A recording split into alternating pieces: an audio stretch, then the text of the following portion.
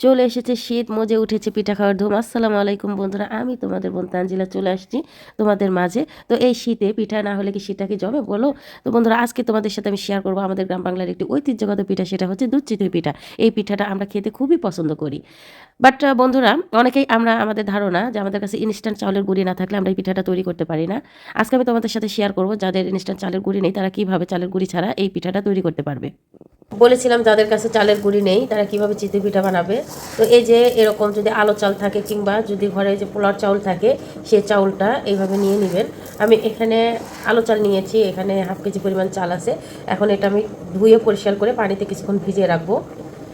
এই তো বন্ধুরা দেখো, আমি এই যে আতপ চালটা খুব ভালোভাবে ধুয়ে পরিষ্কার করে নিয়েছি এবং এই যে পানিতে ভিজিয়ে দিয়েছি। এখন এই অবস্থায় আমি এটা 20 মিনিট ভিজিয়ে রাখবো, ফিরে আসবো 20 মিনিট পরে। তো বন্ধুরা, ফিরে আসলাম আমি 20 মিনিট পরে। তো এই দেখো যে আমার চালগুলো কিন্তু ভিজে একদম নরম হয়ে গেছে, ফুলে গেছে। আমি এখান থেকে সামান্য পানি ঝরিয়ে ফেলেছি এবং অল্প একটু পানি রেখেছি। এই অবস্থায় আমি এটা ব্লেন্ডার করে নেব। আর তোমাদের যাদের ব্লেন্ডার নেই তারা শিলপাটা এটা বেটে নিতে পারো। তো আমি ফিরে আসছি এটা ব্লেন্ডার করে নিয়ে। এই যে বন্ধুরা, আমি ফিরে আসলাম চাউলটা ব্লেন্ড করে নিয়ে। এই যে আমার এরকম হয়েছে। আমি এখন চিতই পিঠার পারফেক্ট যে লেইটা সেটা তৈরি করে নেব, গোলাটা। তো আমার এখানে আমি একটু পানি দিয়েছি ব্লেন্ড করার সময়। তো এখানে মাত্র আর অল্প একটু পানি লাগবে, আমি সেই অনুযায়ী পানি দিচ্ছি। আমি পানির পরিমাণটা হয়তো বলে দিতে পারবো না, বাট এই যে গোলাটা সেটা কি পরিমাণ থিকনেস হবে আমি সেটা দেখিয়ে দিতে পারবো। তো এই যে আমি অল্প একটু পানি নিচ্ছি এবং সেই অনুযায়ী এটা একটু গুলিয়ে নিচ্ছি।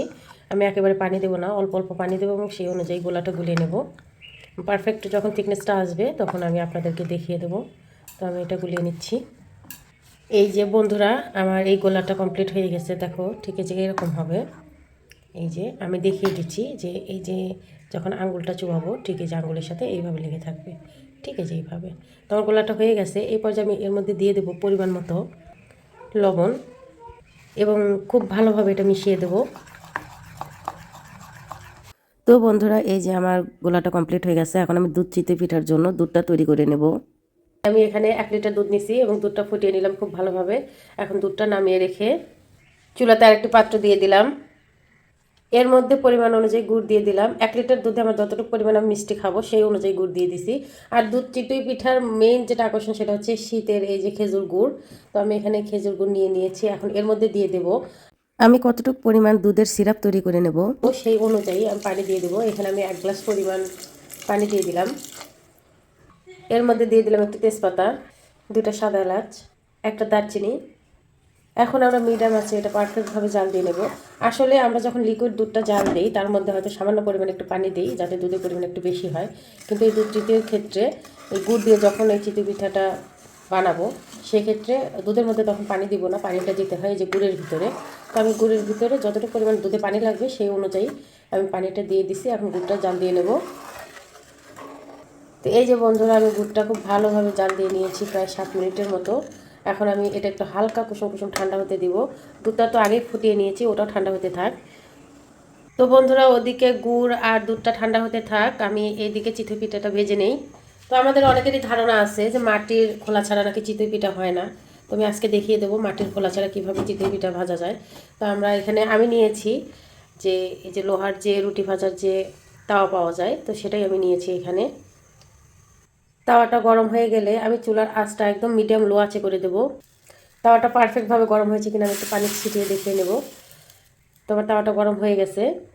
এই পর্যায়ে আমি চিতই পিঠার এই যে গোলাটা এখানে 1 চামচ পরিমাণ দিয়ে দেবো। বিসমিল্লাহ। এবং এটি আমি ঢেকে দেবো। যদিও মাটির সরা হলে ভালো হয়, আমার কাছে সরাটা আপাতত নেই, এই জন্য কাঁসা দিয়ে ঢেকে দিলাম। এবং সামান্য পরিমাণ পানি আর এই সাইড থেকে ছিটিয়ে দেবো এবং পুরোপুরি পানি শুকিয়ে যাওয়া পর্যন্ত অপেক্ষা করব। আমার এখানে প্রায় 2 মিনিট সময় লেগেছে। এই পর্যায়ে পিঠার ভিতরে এক ধরনের সাউন্ড হয়, এই সাউন্ডটা যখন বন্ধ হয়ে যাবে তখন আমি এই কাঁসাটা উঠিয়ে নেব। দেখেন কতটা পারফেক্টভাবে আমার চিতই পিঠাটা হয়ে গেছে। এই যে দেখেন কতটা সুন্দর হয়েছে। আমি এই পাশটা একটু দেখিয়ে দিচ্ছি। এই যে আমি আবার দেখিয়ে দিচ্ছি আরেকটা পিঠা। এই যে আমি চিতই পিঠার গোলাটা দিয়ে দিলাম 1 চামচ পরিমাণ এখানে। এই কাঁসাটা দিয়ে আবারও ঢেকে দিলাম এবং সামান্য পরিমাণ পানি আমি এখানে দিয়ে দিলাম। ঠিক আগের নিয়মে যখন পিঠার ভিতরের আওয়াজটা বন্ধ হয়ে যাবে তখন আমি কাঁসাটা উঠিয়ে এই যে পিঠাটা উঠিয়ে নেব। দেখো কত সুন্দরভাবে আমার পিঠাটা উঠে যাচ্ছে এবং কতটা পারফেক্ট হয়েছে। আমি এভাবে আরেকটি পিঠা ভেজে নেব। তো বন্ধুরা আমি আরেকটি পিঠা দিয়ে দিয়েছি, এদিকে পিঠা ভাজা হতে থাক, ওদিকে আমি দুধ আর গুড়টা মিশিয়ে নেব। এই যে বন্ধুরা আমার গুড়টা প্রায় ঠান্ডা হয়ে গিয়েছে, একদম কুসুম কুসুম গরম আছে। এই পর্যায়ে আমি এর মধ্যে দুধটা ঢেলে দেব। তো এই যে বন্ধুরা আমি যে দুধটা ফুটিয়ে রেখেছিলাম, দুধটাও প্রায় অনেকটা ঠান্ডা হয়ে গিয়েছে। আমি এটাই যে গুড়ের মধ্যে ঢেলে দিচ্ছি। এখন আমি এই যে দুধ আর এই গুড়টা মিশিয়ে নেব। দেখো কতটা সুন্দর কালার চলে আসছে দুধ আর গুড়ের। আসলে দুধ চিতই পিঠার প্রধান স্বাদ এবং মজাটাই হচ্ছে এই যে কালার আর এই যে গুড়ের যে ঘ্রাণটা, মাশাআল্লাহ, এটাতেই প্রধান স্বাদ। তো এই যে দেখো আমার দুধটা কিন্তু ফেটে যায় নাই, একদম পারফেক্ট দুধ এবং গুড় মেশানো হয়ে গিয়েছে। আসলে দুধের মধ্যে যদি গুড় দিয়ে জাল দিতাম তাহলে দুধটা ফেটে যেত এবং ছানা কেটে যেত। তো এই জন্য এই পর্যায়ে এইভাবে একটু মিশিয়ে নিতে হয়। তো এখানে আমার দুধ এবং গুড়টা মেশানো হয়ে গেছে। এখন আমি এর মধ্যে ভাজা পিঠাগুলো একে একে দিয়ে দেবো। তো বন্ধুরা এই যে আমি যে পিঠা ভেজে রেখেছিলাম, দেখো কতটা পারফেক্ট হয়েছে এবং পারফেক্টভাবে ভিতরে সিদ্ধ হয়ে গিয়েছে। দেখো তো এই পিঠাটা আমরা এর মধ্যে ভিজিয়ে দেবো, কিন্তু পিঠাটা ভিজিয়ে দেবো ঠিক এইভাবে। আমি একে একে এখানে আমি যেগুলো পিঠা ভেজে রেখেছিলাম আমি এর মধ্যে দিয়ে দিচ্ছি